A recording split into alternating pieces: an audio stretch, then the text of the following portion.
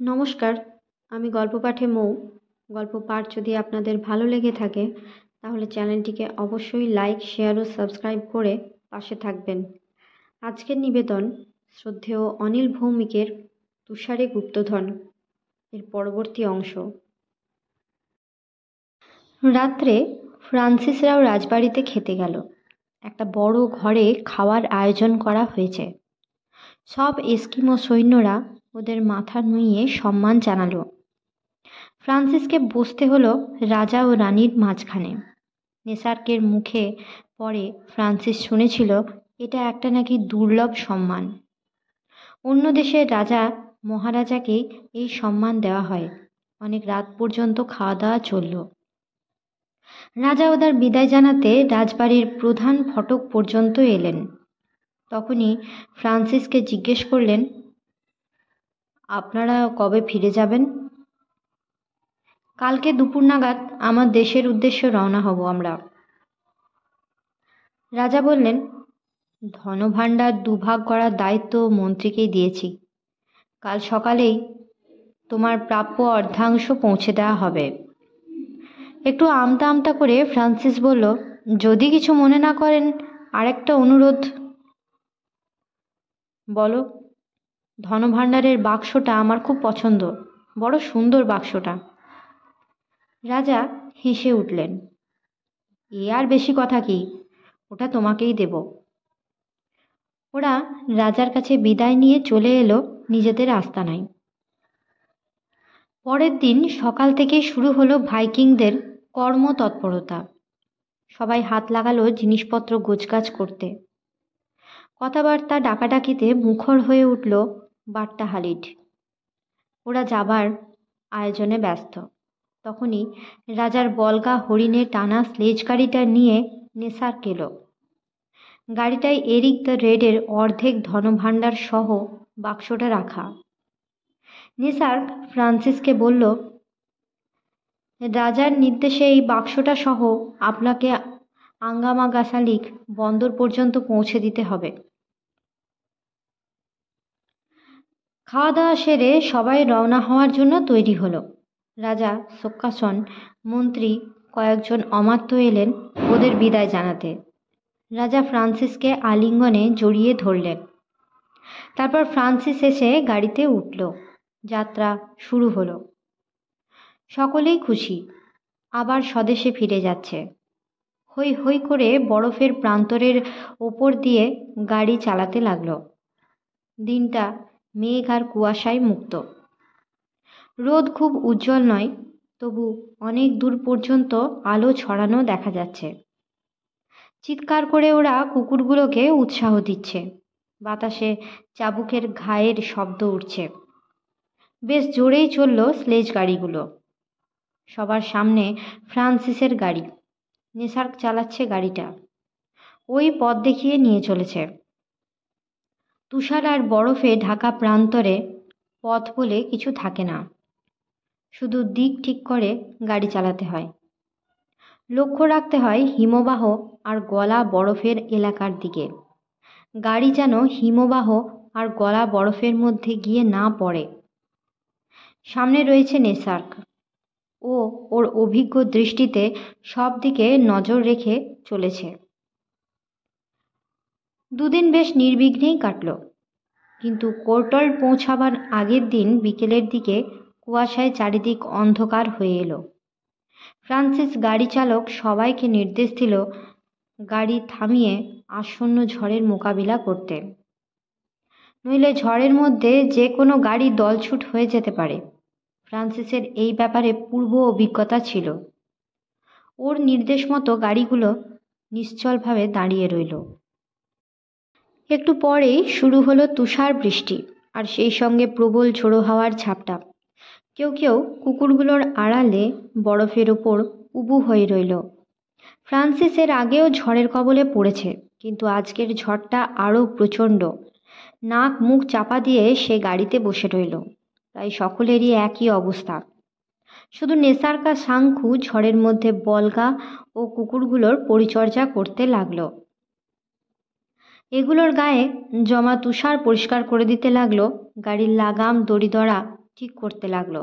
ভাগ্য ভালো, অল্পক্ষণের মধ্যেই ঝোড়ো হাওয়া কমল, তুষার বৃষ্টিও কমে এলো। আবার যাত্রা শুরু হলো, কিন্তু আকাশ পরিষ্কার হলো না। কিছুক্ষণের মধ্যেই অন্ধকার গাঢ় হলো, রাত্রি নামলো। ওরা সে রাত্রের মতো থামলো, তাঁবু খাটালো, রান্না করে খাওয়া দাওয়া সারলো, তারপর রাতের মতো ঘুমিয়ে পড়ল। পরদিন আবার যাত্রা শুরু হলো। দুপুরের দিকে ওরা কোর্টল্ড পৌঁছালো। একদিন পুরো বিশ্রাম নিল, তারপর আবার যাত্রা। কয়েকদিন পরে আঙ্গা মাগা শালিক বন্দরে পৌঁছালো। পথে তুষার ঝড়ের কবলে পড়তে হয়নি, যাত্রা নির্বিঘ্নেই শেষ হলো। পথে শাঙ্কু একটা শ্বেত ভাল্লুক শিকার করেছিল, ছুরি দিয়ে সঙ্গে সঙ্গে ভালুকটার চামড়া ছাড়িয়ে গাড়িতে তুলে নিয়েছিল। হ্যারি একটু অসুস্থ হয়ে পড়েছিল, অবশ্য কোর্টল্ডে একদিন বিশ্রাম নিয়ে হ্যারি অনেকটা সুস্থ হয়ে উঠেছিল। আঙ্গা মাগাসালিকে ওরা পৌঁছলো বিকেলের দিকে। তখনই চারিদিকে প্রায় অন্ধকার হয়ে এসেছে। স্লেজ গাড়িগুলো থেকে জিনিসপত্র নিয়ে একেবারে অন্ধকার হয়ে আসার আগে জাহাজে তোলা হলো। খুব উৎসাহের সঙ্গে সবাই কাজ করে গেল। রাত্রে জাহাজ চালানো বিপজ্জনক, কারণ এখানকার সমুদ্রে বহু দূর পর্যন্ত হিমশৈল ভেসে বেড়াচ্ছে। কোনো একটার সঙ্গে অন্ধকারে ধাক্কা লাগলে জাহাজ ডুবি হবে। কাজেই স্থির হলো সকালে রওনা হব, রাত্রি হলো। খাওয়া দাওয়ার পর ওরা নৌকো করে তীরে এলো। কালুটুলার তাঁবুতে গেল। কালুটুলা খুব খুশি হলো। আগুন জ্বলে এস্কিমোরা আগুনের চারপাশে নাচছিল, ড্রাম বাজাচ্ছিল, গান গাইছিল। ওরা সেই নাচ গানের আসরে যোগ দিল। অনেক রাত পর্যন্ত নাচ গান চলল। তারপর জাহাজে ফিরে এলো। পরদিন নেসার্ক ওদের কাছ থেকে বিদায় নিতে এলো। ফ্রান্সিস নেসার্ককে জড়িয়ে ধরল। আবেগেও কথা বলতে পারছিল না। নেসার্কেরও এক অবস্থা। ফ্রান্সিস বাস্ক থেকে একটা মণিমুক্ত খচিত খাপওয়ালা ছোড়া বের করে রেখেছিল। সে ওটা নেসার্কের হাতে দিল। নেসার্ক নিতে রাজি হচ্ছিল না। তখন ফ্রান্সিস বলল, এটা তোমাদের অতীতের এক রাজার সম্পত্তি, এটা তোমারই প্রাপ্য। নেসার্ক নিল ছোড়াটা। ওর চোখ মুখ খুশিতে উজ্জ্বল হয়ে উঠল। ওর ওপর ফ্রান্সিসের এমন একটা মায়া পড়ে গিয়েছিল, ও বারবার ফ্রান্সিসকে ধন্যবাদ দিতে লাগলো। তারপর হাত নেড়ে বিদায় জানিয়ে বলকা হরিণের টানা স্লেজ গাড়িটা নিয়ে চলে গেল। এবার এস্কিমো সর্দার কালুটুলা আর শাঙ্কুর কাছ থেকে বিদায় নেবার পালা। ফ্রান্সিস আর হ্যারি কালুটুলার তাঁবুতে গেল। জাহাজে যে কটা রঙিন কাপড় ছিল সব নিয়ে গেল। রঙিন কাপড়গুলো কালুটুলাকে উপহার দিল। কালুটুলা বারবার বলতে লাগলো, কোয়ানকা, অর্থাৎ তোমাকে ধন্যবাদ। শাঙ্কুকে ওরা জড়িয়ে ধরল। ওদের জন্যে অনেক করেছে শাঙ্কু। ফ্রান্সিস দুজনকে দুটো মুক্ত দিল। ওরা রঙিন কাপড় আর মুক্ত পেয়ে খুব খুশি হলো। ওরা জাহাজে ফিরে এলো। এবার স্বদেশের উদ্দেশ্যে সমুদ্র যাত্রা। দড়ি দড়া ঠিক করে পাল খাটিয়ে জাহাজ ছেড়ে দিল। বরফের দেশ পেছনে পড়ে রইল। জাহাজ চলল দক্ষিণমুখ। সমুদ্রের জলে এখানে ওখানে হিমশৈল ভাসছে। তার মধ্যে দিয়ে ধাক্কা এড়িয়ে সাবধানে জাহাজ চালাতে লাগলো। ওরা খুব দক্ষ জাহাজ চালক। জাহাজ চলতে লাগলো। কয়েকদিন পরেই দেখা গেল সমুদ্রে আর হিমশৈল ভাসছে না। এবার বেশ গরম বোধ হতে লাগলো। ভাইকিংরা এস্কিমোদের মাথা ঘাট ঢাকা পোশাক ছেড়ে তাদের পোশাক পরতে লাগলো। সমুদ্র শান্ত, বাতাসও বেগবান। পাল ফুলে উঠল। জাহাজ চলল দ্রুত গতিতে।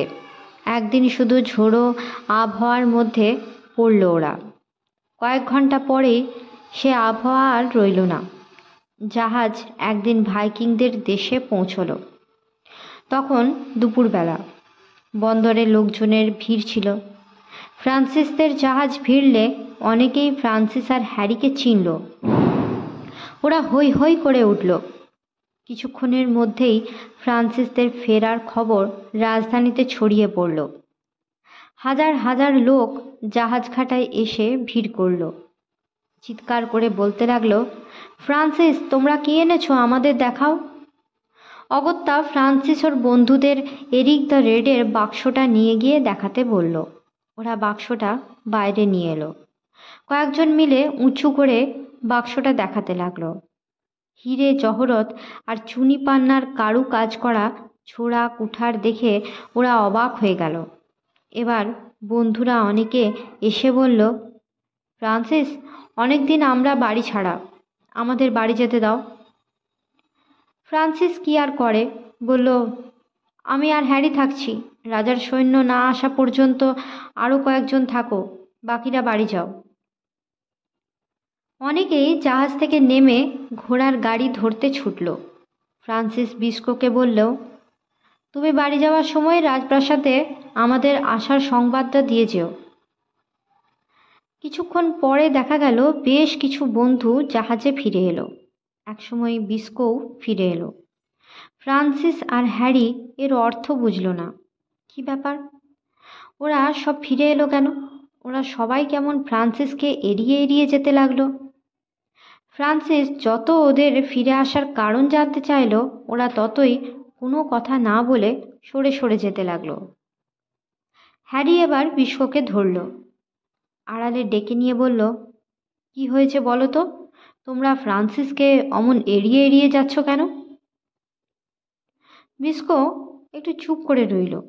তারপর একটা দীর্ঘশ্বাস ফেলে বলল, হ্যারি, অত্যন্ত দুঃখের কথা বলছি, ফ্রান্সিসের মা দিন 5 আগে মারা গেছেন। যারা বাড়িতে গেছে তারাই খবরটা শুনেছে। ফ্রান্সিসের এই দুঃখের দিনে ওর পাশে না থেকে বাড়িতে শুয়ে আরাম করব, তাই ফিরে এসেছি। হ্যারি মহা সমস্যায় পড়ল। ওকে কিভাবে এই ভীষণ শোকাবহ কথাটা জানাবে? তখনই দেখল ফ্রান্সিস তার দিকেই আসছে। ও এসে জিজ্ঞেস করল, কি ব্যাপার বলো তো, ওরা এরকম ব্যবহার করছে কেন? হ্যারি নিজেও ফ্রান্সিসের মাকে গভীরভাবে শ্রদ্ধা করত, ভালোবাসত। এরকম মা পাওয়া ভাগ্যের কথা। এই খবর শুনে পর্যন্ত বুকে একটা টনটনে ব্যথা ও অনুভব করছিল। প্রাণপণে সেই ব্যথাটা সহ্য করছিল। একটু ধরা গলায় ও বলল, তুমি বাড়ি যাও। সে কি, তুমি একা থাকবে?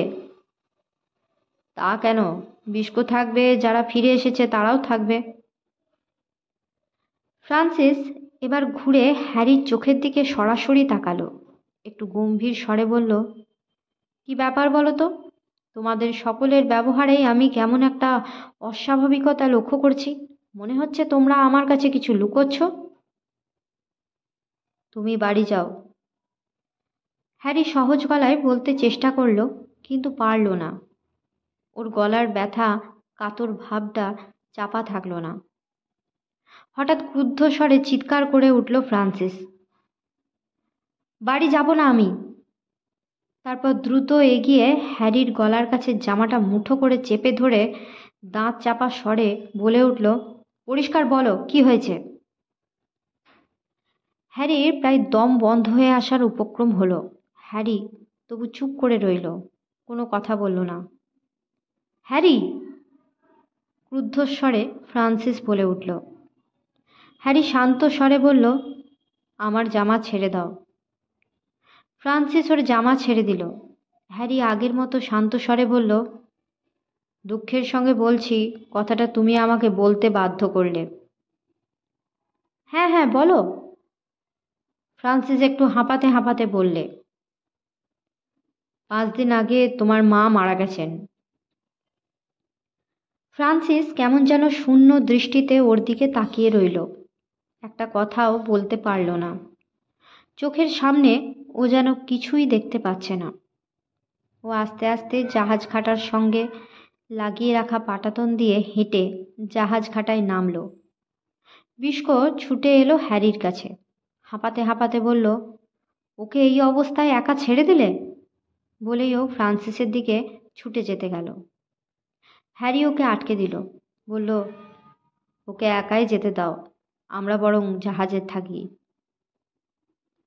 ওদিকে ফ্রান্সিসকে জাহাজ থেকে নামতে দেখে জনতার ভিড়ে উল্লাসধ্বনি উঠল, ফ্রান্সিস দীর্ঘজীবী হও।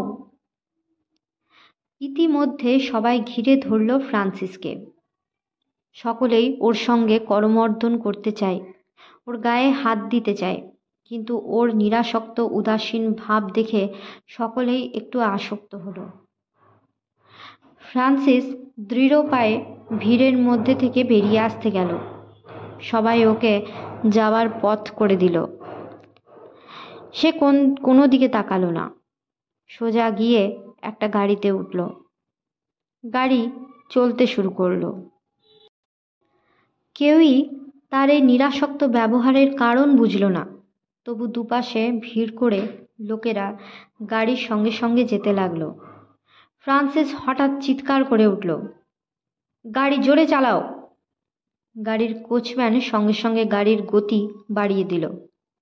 ভিড় পিছনে রইল। গাড়ি দ্রুত গতিতে ছুটল, বাড়ির সামনে এসে দাঁড়ালো। আস্তে আস্তে গাড়ি থেকে নামলো, দেখলো সেই নীল ফুলের লতা গাছটা দেওয়ালের গায়ে আরও আরও অনেক দূর পর্যন্ত ছড়িয়েছে। কত নীল ফুল ফুটে আছে, এই গাছটা তো মাই লাগিয়েছিল। গেট খুলে ভেতরে ঢুকলো ফ্রান্সিস। ফুলে ফুলে ছেয়ে আছে সারা বাগানটা। মার বরাবরের অভ্যেস ছিল খুব সকালে বাগানটার পরিচর্যা করা। দাঁত ফোকলা মালিটাকে নিয়ে সারা সকালটায় মার এই বাগানেই কাটত।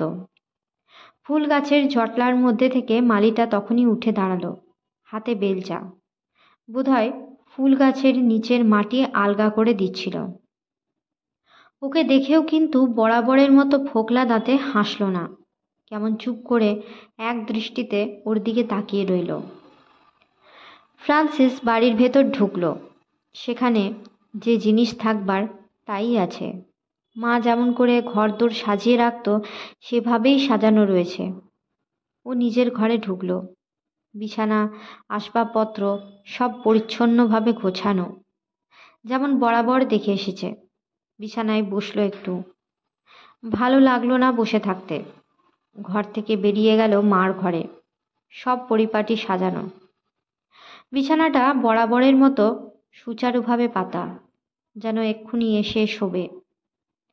শেষের দিকে মা খুবই দুর্বল হয়ে পড়েছিল, যখন তখন এসে বিছানায় শুয়ে থাকত। বাবার ঘরে গেল, সেই একইভাবে সাজানো গোছানো। দেয়ালে মার একটা ছবি, হাতে আঁকা রঙিন ছবি। ও এক দৃষ্টিতে ছবিটার দিকে তাকিয়ে রইল। ছবিতে হাসি হাসি মুখ মার। এমনি হাসি হাসি মুখেই মা বলতো, হ্যাঁ রে, কবে তোর পাগলামি সারবে? বুড়ি মাটার কথা কি তোর একবারও মনে পড়ে না? ফ্রান্সিস আর তাকিয়ে থাকতে পারল না। পাগলের মতো সারা বাড়িতে প্রতিটি ঘর ঘুরে বেড়ালো। বাবা আর ছোট ভাই বাড়ি নেই, কাউকে পেল না। শূন্য বাড়ি, মা নেই। ভাবতে ভাবতে ছুটে এলো নিজের ঘরে। তারপর বিছানার উপর ঝাঁপিয়ে পড়ে শিশুর মতো ডুকরে কেঁদে উঠল। সমস্ত শরীর ওর কাঁপতে লাগলো। বুকটা যেন খালি হয়ে গেছে, শ্বাস নিতেও কষ্ট হচ্ছে। শরীরের এই অবস্থা নিয়ে ও কাঁদতে লাগলো। কখন বিকেল হয়েছে ও জানে না। হঠাৎ বাবার ডাক শুনল, ফ্রান্সিস। ও বিছানা থেকে আস্তে আস্তে উঠে বসলো। দেখলে বাবা আর ছোট ভাই দরজায় দাঁড়িয়ে। ও চোখ মুছে নিল। বাবা আস্তে আস্তে এসে বিছানায় ওর পাশে বসলেন। একটু কেশে নিয়ে সহজভাবে বললেন, রাজবাড়িতে তোমাদের ফেরার সংবাদ পেয়েছি। একটু থেমে বললেন, শরীর ভালো আছে তো? ফ্রান্সিস মাথা নাড়ল। ভাবল, বাবা এত সহজ ভাবভঙ্গিতে কথা বলছেন যেন কিছুই হয়নি। ও বাবার মুখের দিকে তাকালো। বাবা মুখ ঘুরিয়ে নিলেন। কিছুক্ষণ জানলা দিয়ে বাইরে তাকিয়ে থেকে হঠাৎ উঠে চলে গেলেন। ছোট ভাইটা তখনও দরজায় দাঁড়িয়ে। ফ্রান্সিস ওকেই ডাকলো। ও কাছে আসতে জিজ্ঞেস করলে, হ্যাঁ রে, মা খুব কষ্ট পেয়েছিল? না। ভাইটি মাথা নাড়ল। বলল, সেদিন বিকেল থেকে হঠাৎ শরীরটা ভালো লাগছে না বলে বিছানায় এসে শুয়ে পড়ল। বাবা বাড়িতেই ছিলেন। রাজবৈদ্যকে ডেকে আনা হলো। মা তখনও জ্ঞান হারায়নি, কেবল তোমার কথা বলছিল। পাগল ছেলেটা এখনো ফিরল না, ওকে দেখতে বড় ইচ্ছে করছে। কথাটা শুনে ফ্রান্সিস আর নিজেকে সংযত করতে পারল না। দু হাতে মুখ ঢেকে ফুঁপিয়ে কেঁদে উঠল। ওর ভাইয়ের চোখেও জল এলো। একটু সুস্থির হয়ে ফ্রান্সিস বলল, তারপর? সন্ধ্যের সময় মা জ্ঞান হারালো।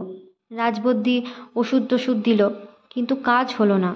সারা রাত এভাবে কাটালো। ভোরের দিকে একটু জ্ঞান ফিরেছিল। চারদিকে তাকাচ্ছিল মা, তারপর আবার অজ্ঞান। একটু বেলা হতেই মা। ও আর বলতে পারল না। ফ্রান্সিস অনেকক্ষণ শূন্য দৃষ্টিতে জানলার বাইরের দিকে তাকিয়ে রইল। একটা পাখি কিচকিচ শব্দ করে একবার ঘরে ঢুকেছে, আবার বেরিয়ে যাচ্ছে। ও একসময় চোখ ফিরিয়ে দেখল ভাইটি ঘর ছেড়ে চলে গেছে। রাতের দিকে হ্যারি, বিস্কোরা কয়েকজন এলো। সবাই চুপচাপ বসে রইল, কথা বলল না বেশি। আগে যখন আসতো তখন কত কথা হতো ওদের মধ্যে, কিন্তু আজকে সবাই চুপচাপ। ফ্রান্সিস এখনও মার মৃত্যু শোকের ধাক্কাটা পুরোপুরি সামলাতে পারেনি। তাই ওর মন চাইছিল অন্য বিষয় নিয়ে কথা বলতে। তাই জিজ্ঞেস করল, এরিক দ্য রেডের গুপ্তধন কিভাবে আনা হলো? সব উৎসব, শোভাযাত্রা রাজা বাতিল করে দিয়েছেন। রাজবাড়ির একটা গাড়িতে করে বাক্সটা এনে রাজার জাদুঘরে রাখা হয়েছে। হ্যারি বলল, আসল কথা, তোমার মার মৃত্যুতে রাজা অত্যন্ত শোক পেয়েছেন। তিনি কোনো রকম আনন্দ উৎসব এই সময় করতে চান না। বিস্কো বলল। ফ্রান্সিস আর কোনো কথা বলল না। আরও কিছুক্ষণ বসে রইল ওরা। তারপর একটু রাত হতে সকলে চলে গেল। ফ্রান্সিস যেন অন্য মানুষ হয়ে গেল। কোথাও বেরোয় না, চুপচাপ নিজের ঘরে বসে থাকে। কখনো কখনো মার ঘরে গিয়েও বসে থাকে। সেদিন মার ঘরের কাছে এসে দেখল বাবা এক দৃষ্টিতে মার ছবিটার দিকে তাকিয়ে বসে আছে। চোখের জল গাল বেয়ে পড়ছে। এই ঘটনাটা ওর মনকে ভীষণভাবে নাড়া দিল। বুঝল বাবাকে বাইরে থেকে বোঝা যায় না, বড় চাপা স্বভাবের মানুষ। বুঝল বাবার শোক ওর চেয়ে কিছু কম নয়। সারা দিন ফ্রান্সিসের একা একা কাটে। রাতের দিকে বন্ধুরা আসে, একটু কথাবার্তা হয়, তারপর ওরা চলে গেলে আবারও একা। এভাবেই দিন কাটতে লাগলো ওর। এর মধ্যে একদিন রাজা রাজপরিবারের একটা গাড়ি পাঠালেন ফ্রান্সিসের কাছে। কোচম্যান এসে ওর সঙ্গে দেখা করল। মাথা নুইয়ে সম্মান জানিয়ে রাজার একটা চিঠি ওর হাতে দিল। চিঠিটা পড়ল ও। ছোট্ট চিঠি। স্নেহের ফ্রান্সিস, তোমার মনের অবস্থা বুঝতে পারছি, তবু আমার কাছে একবার এসো। নিচে রাজার স্বাক্ষর। রাজা ডেকেছেন, কাজেই একবার যেতেই হবে। ও যখন সাজ পোশাক পরছে তখনই মার কথা মনে পড়ল। রাজবাড়িতে যাবার সময় মাই ওকে সাজিয়ে গুজিয়ে দিত। পোশাক পরতে থাকা ওর হাতটা থেমে গেল। কিছুক্ষণ স্তব্ধ হয়ে দাঁড়িয়ে রইল ও। বুক ঠেলে একটা দীর্ঘ শ্বাস উঠে এলো। ও আবার পোশাক পরতে লাগলো। অনেক দিন পরে আয়নায় নিজের মুখ দেখল। বেশ রোগাই হয়ে গেছে। ও ওটা বুঝল। মাথায় শেষবারের মতো চিরুনি বুলিয়ে ও গাড়িতে গিয়ে উঠল। গাড়ি চলল। গ্রিনল্যান্ড থেকে এসে পর্যন্ত এ বাড়ির বাইরে বেরোয়নিও। এতদিন পরে পথে বেরিয়ে ওর ভালোই লাগলো। জমজমাট বাজারের কাছে আসতে গাড়ির গতি কমে এলো। রাস্তার ভিড়ের মধ্যে যারাই ওকে চিনল তারাই হেসে হাত নাড়ল। অগত্যা ওকেও কখনো কখনো হাত নাড়তে হলো, হাসতে হলো। একসময় গাড়ি রাজবাড়িতে এসে পৌঁছলো। রাজার একজন দেহরক্ষী ওকে রাজবাড়ির মধ্যে নিয়ে চলল। সাজানো গোছানো দেওয়ালে, জানলায় নানা কারুকাজ করা অনেকগুলো ঘর পেরিয়ে মন্ত্রণা কক্ষের সামনে এসে দেহমন্ত্রী দাঁড়িয়ে পড়ল।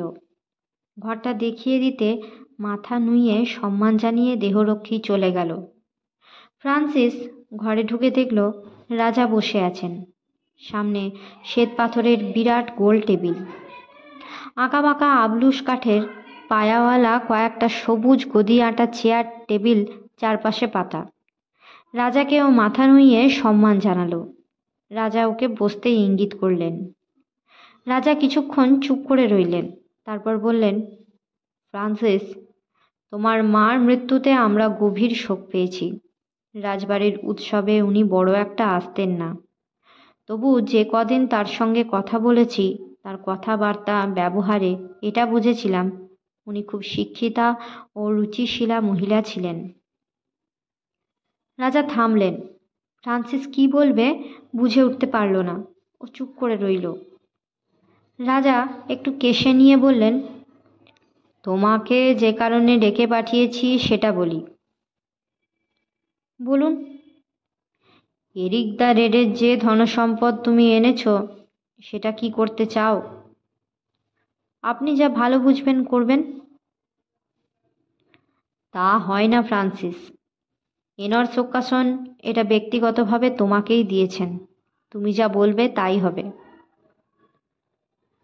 আমি এখন ঠিক গুছিয়ে কিছু ভাবতে পারছি না। রাজা একটু চুপ করে রইলেন, তারপর বললেন, আমারই ভুল হয়েছে তোমার এই মানসিক অবস্থায়। ঠিক আছে, তুমি পরেই বলো।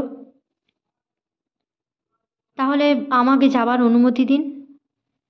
হ্যাঁ, এসো, আমরা পরে কথা বলবো, রাজা বললেন। ফ্রান্সিস উঠে দাঁড়িয়ে রাজাকে সম্মান জানালো, তারপর ঘরের বাইরে চলে এলো। দেহরক্ষী ঘরের বাইরেই দাঁড়িয়েছিল। ওকে পাশে নিয়ে দেউড়ি পর্যন্ত এগিয়ে দিল। ফ্রান্সিসের দিন একইভাবে কাটতে লাগলো। তবে এখন ও আর বাড়িতে সবসময় থাকে না। মাঝে মাঝে বিকেলের দিকেও বেরোই। লোকজনের ভিড় এড়িয়ে সমুদ্রের ধারে এসে নোঙর করা জাহাজগুলো দেখে। লোভ হয় আবার একটা জাহাজ নিয়ে বেরিয়ে পড়তে। 7-5 ভাবে, আর একা একা সমুদ্রের তীরে তীরে ঘোরে।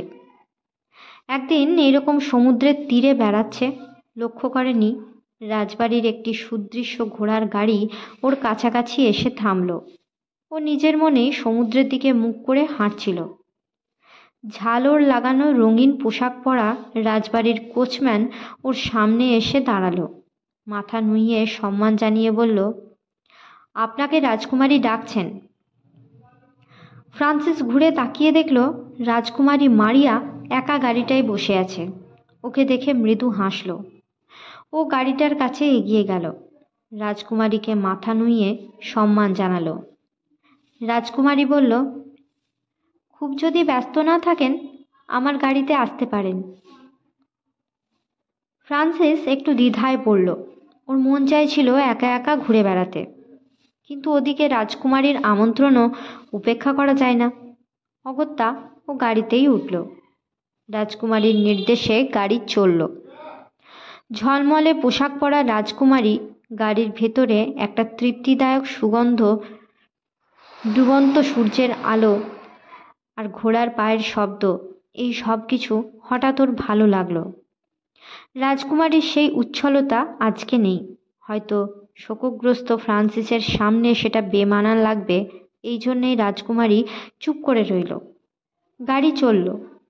একসময় রাজকুমারী বলল, আপনার মার মৃত্যুতে আমরা সকলেই শোক পেয়েছি। ফ্রান্সিস মৃদু হাসল। রাজকুমারীর দিকে তাকিয়ে রইল, কোনো কথা বলল না। রাজকুমারী বলল, আপনার শরীরটা বেশ খারাপ হয়ে গেছে। ফ্রান্সিস চুপ করে রাজকুমারীর দিকে তাকিয়ে রইল, কোনো কথা বলল না। ফ্রান্সিস মৃদু হাসল। রাজকুমারী বলল, যদি আপনার ইচ্ছে হয় আমাদের বাড়ি যেতে পারেন। অনেক দিন আপনার মুখে গল্প শুনিনি। প্রথমে ওর যেতে ইচ্ছে হলো না, একা থাকতেই ভালো লাগছিল, কিন্তু পরক্ষণেই ইচ্ছে হলো। ওখানে গেলে রাজকুমারীর সঙ্গে কথাবার্তা বললে হয়তো মনটা একটু শান্ত হবে। ফ্রান্সিস বলল, আজকে নয়, আর একদিন গাড়ি পাঠাবেন, যাব। মারিয়া তারপর ওর গ্রিনল্যান্ড অভিযান নিয়ে প্রশ্ন করতে লাগলো। ফ্রান্সিস ওর কথা বলার প্রিয় বিষয় পেয়ে গেল। কয়েকটা প্রশ্নের উত্তর দিয়েই ও মধ্যরাত্রিতে সূর্য দেখবার অভিজ্ঞতার কথা বলতে লাগলো। অল্প কিছুক্ষণের মধ্যেই ফ্রান্সিস সেই আগের ফ্রান্সিস হয়ে গেল। উৎসাহের সঙ্গে ও বরফের দেশে ওর বিচিত্র অভিজ্ঞতার কথা বলতে লাগলো। মারিয়া খুশি হলো যে ফ্রান্সিস ওর শোকাহত ভাবটা কাটিয়ে উঠতে পেরেছে। গভীর মনোযোগ দিয়ে মারিয়া পরপর গল্প শুনতে লাগলো। গাড়ি এসে দাঁড়ালো ফ্রান্সিসদের বাড়ির দরজায়। মারিয়া আগেই কোচম্যানকে সেই নির্দেশ দিয়েছিল। ফ্রান্সিস অগত্যা গল্প থামিয়ে গাড়ি থেকে নেমে এলো। মারিয়া মৃদুস্বরে বলল, আবার গাড়ি পাঠাবো, আসবেন কিন্তু। ফ্রান্সিস মাথা ঝাঁকিয়ে সম্মতি জানালো। আস্তে আস্তে ফ্রান্সিসের মধ্যে পরিবর্তন দেখা গেল। ও আবার আগের মতোই হয়ে উঠল। বন্ধু বান্ধবেরা আসে, জোর আড্ডা ও গল্পগুজব চলে। এর মধ্যে মারিয়া 2 দিন গাড়ি পাঠিয়েছিল। ফ্রান্সিস সেজে গুজে রাজবাড়ি গেছে। এরিক দ্য রেডের গুপ্তধন আবিষ্কারের গল্প বলেছে। গালে হাত দিয়ে অবাক হয়ে মারিয়া সেই গল্পও শুনেছে। গল্প বলতে বলতে কখনো মার কথা মনে পড়েছে। গল্প থামিয়ে চুপ করে বসে থেকেছে ও।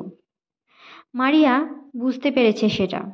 মৃদু স্বরে বলেছে, মার কথা ভেবে মন খারাপ করো না। আমি তোমার একজন শুভার্থী বন্ধু। তোমার মনে কোনো দুঃখ না থাক, এটাই আমি চাই। এই সহানুভূতির কথায় ফ্রান্সিস দুঃখ বলে, আমি জানি, তাই তোমার কাছে এলে আমি দুঃখ ভুলে যাই। এরকম মাঝে মাঝেই ফ্রান্সিস রাজবাড়িতে যেতে লাগলো। মারিয়ার সঙ্গে ওর হৃদ্যতা বেড়েই চলল। ফ্রান্সিসের বাবা একদিন সন্ধেবেলা ওকে নিজের ঘরে ডেকে পাঠালো। ও ঘরে ঢুকে দেখল বাবা জানলার দিকে তাকিয়ে আছেন। ও বলল, বাবা, আমাকে ডেকেছিলে? হ্যাঁ। বসো, একটা জরুরি কথা আছে, বলে বাবা ফিরলেন। ফ্রান্সিস বসল। বাবা বললেন, দেখো, তোমার মা বেঁচে থাকলে তিনিই সব ব্যবস্থা করতেন। যাকে কথাটা হলো, রাজামশাইয়ের খুব ইচ্ছে তুমি রাজকুমারী মারিয়াকে বিয়ে করো। ফ্রান্সিস অনুমান করেছিল এমনি একটা কথা উঠবে, কাজেই ও খুব আশ্চর্য হলো না এতে। বাবা বলতে লাগলেন, রাজা রানী দুজনেই কয়েকদিন ধরেই বলছেন। একটু থেমে বললেন, রাজকুমারী মারিয়াকে ছোটবেলা থেকেই জানি। ওর মতো বুদ্ধিমতী সহৃদয় মেয়ে হয় না। আমার মত যদি জানতে চাও তাহলে বলি, এই বিয়ে হলে আমি খুব খুশি হব। তোমার মা বেঁচে থাকলে তিনিও খুশি হতেন। ফ্রান্সিস বাবার মুখের দিকে লজ্জায় তাকাতে পারল না। মাথা নিচু করে আস্তে আস্তে বলল, তুমি খুশি হলে আমার আপত্তি নেই। বাবা হেসে ফ্রান্সিসের দিকে তাকালেন। এগিয়ে এসে ওকে বুকে জড়িয়ে ধরলেন। রাজামশাই একদিন রাজসভায় বিয়ের কথাটা ঘোষণা করলেন। রাজ্যের লোকেরা খুব খুশি হলো। বন্ধুরা দল বেঁধে এসে ফ্রান্সিসকে অভিনন্দন জানিয়ে গেল। রাজকুমারী মারিয়া এরপর আর গাড়ি পাঠায় না। ফ্রান্সিসও লজ্জায় আর রাজবাড়ি যায় না। এক শুভ দিনে নগরের সবচেয়ে বড় গির্জায় রাজকুমারী মারিয়ার সঙ্গে ফ্রান্সিসের খুব আড়ম্বর করে বিয়ে হয়ে গেল। 7 দিন ধরে উৎসব চলল। এরিক দ্য রেডের গুপ্তধনের বাক্সটা রাজকুমারী যৌতুক হিসাবে পেল। একে একে রাজকুমারীর বিয়ে, তাও আবার সকলের প্রিয় ফ্রান্সিসের সঙ্গে। দেশের অধিবাসীরা আনন্দে যেন পাগল হয়ে গেল। হই হল্লা, খাওয়া দাওয়া, নাচ গান 7 দিন ধরে চলল। হাজার হাজার বাজি পুড়ল রাতের আকাশে। আজকের মতো গল্প পাঠ এই পর্যন্তই। পরবর্তী অংশ নিয়ে আসব পরবর্তী ভিডিওতে। নমস্কার।